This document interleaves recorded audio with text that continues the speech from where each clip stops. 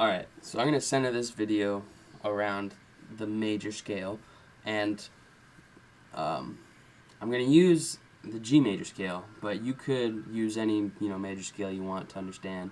It just depends on where you're starting, the root of the scale. So G major scale, the root would be here. If you want to do A major, it starts at A. What's nice about the guitar is that it's all basically the same shape in terms of the scale that you play.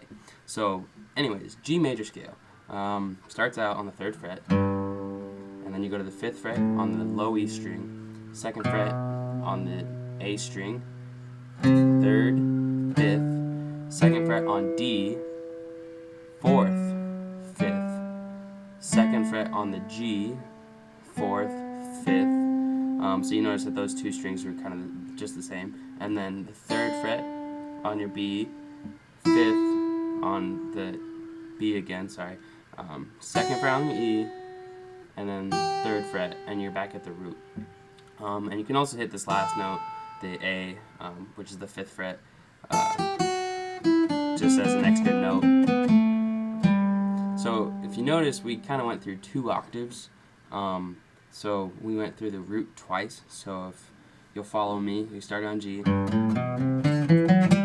that's the 1st octave. This is another G, same note, and then you keep going. That's the 2nd octave. So yeah, if you want to if you have a song, in the key of G major, then you use this scale to solo and improvise on. And what's important is the shape of that scale. So if you were to just practice that shape and how to play it with your fingers, then you'll memorize the shape of the major scale, and you'll be able to transpose it, move it up to whichever key that you want to play in. So if you're in G, it's the exact same shape for B. B major. So it's really important to memorize that shape, and that way you can just play wherever, depending on what key you're in, and you could practice it in different keys as well. That would be helpful. So yeah, that's the major scale. There are different modes of scales that you can use as well to play when you're in G major. So what that means is there are different scale shapes that use the same notes in G major and that help you play all along the fretboard. So you have your G major, works for G major, but then you have A Dorian, which is just a different mode, different way of playing those same notes. So that scale looks like this. And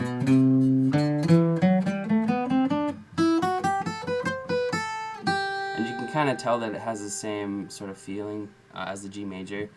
Just I went down to the root, and that's kind of what it gravitated towards. But it's a different shape, and it's a different way of playing those notes.